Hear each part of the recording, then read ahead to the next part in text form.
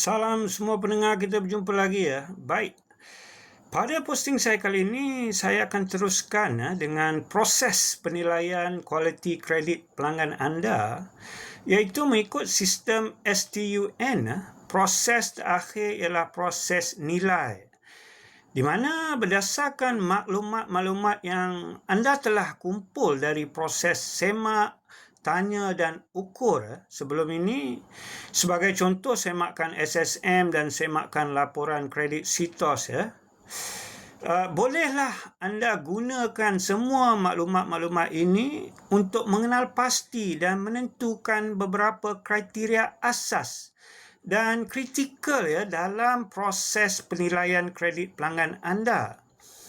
Baik, di sini saya akan beritahu bahawa tidak ada jumlah kriteria yang tetap atau orang kata ideal untuk anda tentukan.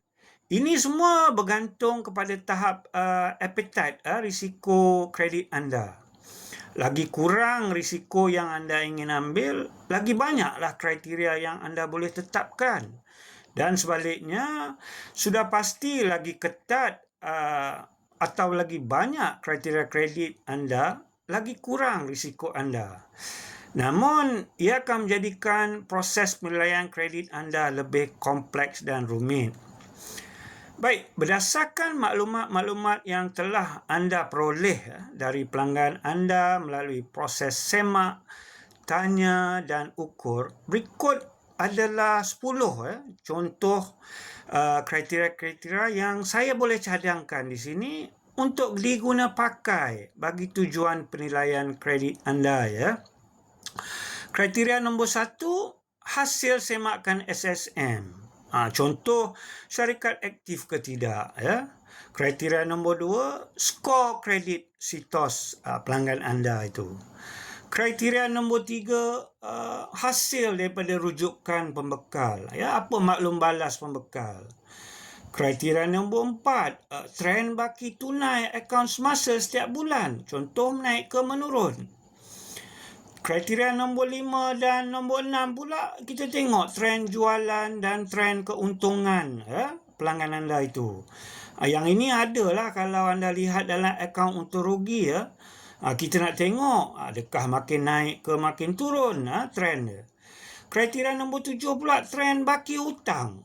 Yang ini ada juga dalam kunci kira-kira syarikat. Contoh, makin banyak ke makin kurang hutang tahunan dia.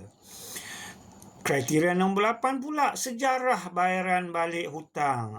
Contoh, adakah selalu bayar balik on time ke atau selalu lewat bayar? Ini kita boleh lihat dalam penyata bank dia, betul. Kriteria nombor 9 pula, kedudukan tunai syarikat. Stabil ke atau makin susut duit dalam akaun itu? Ke sentiasa negatif juga? Asyik guna overdraft. Dan akhir sekali, kriteria nombor 10, jumlah kredit yang dimohon. Munasabah ke tidak jumlah yang diminta. Baik, so far saya harap semua boleh ikut dan faham. Setelah anda mengenal pasti kriteria-kriteria penilaian kredit anda, bolehlah anda seterusnya sediakan satu sistem pemarkahan yang mudah bagi setiap kriteria-kriteria tersebut. Sebagai contoh, sekiranya keputusan kriteria tersebut sangat bagus atau risiko sangat rendah, anda bagi dia 10 markah. Sekiranya bagus atau risiko rendah sahaja, 7 markah. Sekiranya sederhana atau risiko tinggi, 3 markah, dan sekiranya tidak bagus atau risiko sangat tinggi, maka 0 markah. Kemudian berdasarkan keputusan kriteria dan pemarkahan ini, bolehlah anda lakukan proses yang terakhir, iaitu jumlahkan markah yang diperoleh dan buat satu keputusan kredit berdasarkan formula. Ini contoh yang saya beri kepada anda. Sekiranya lah kata jumlah markah yang anda kumpul antara 80 ke 100 markah, maka anda boleh lulus penuh jumlah permohonan had kredit yang pelanggan anda minta dengan terma kredit standard dalam lingkungan 30 ke 45 hari. dan memadai sekiranya anda lakukan pemantauan pelanggan ini 6 bulan sekali sahaja. Namun sekiranya jumlah markah antara 60 hingga 79 markah, di sini anda boleh lulus, tapi dengan syarat di mana kelulusan mungkin kamu beri dia hanya 70 ke 80% sahaja dari had yang diminta. Serta perketatkan terma bayaran balik kepada 15 ke 21 hari sahaja. Bagi pelanggan ini, tentukan anda lakukan semakan 3 bulan sekali serta dapatkan deposit antara 20 hingga 30% dari jumlah belian.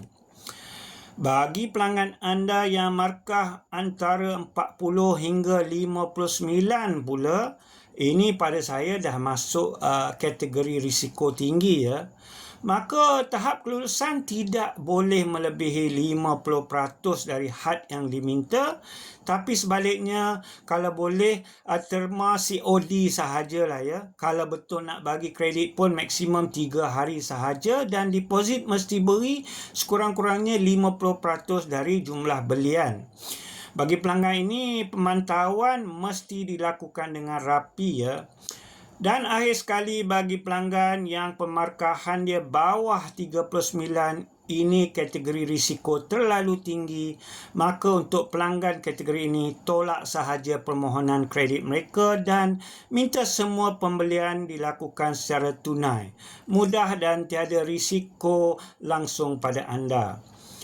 Baik, sampai di sini sahaja perkongsian saya kali ini. InsyaAllah dalam posting saya akan datang, saya akan kongsi bersama anda contoh. Saya bagi satu contoh proses penilaian kualiti kredit pelanggan anda ini berdasarkan 10 kriteria di atas yang telah saya huraikan tadi, serta proses pemarkahan dia untuk dijadikan satu panduan serta memudahkan pemahaman anda semua Diharap para pendengar nantikan posting saya seterusnya dan terus memberi support supaya channel saya ini terus mendapat manfaat kepada kita semua. Sekian, terima kasih. Jumpa lagi.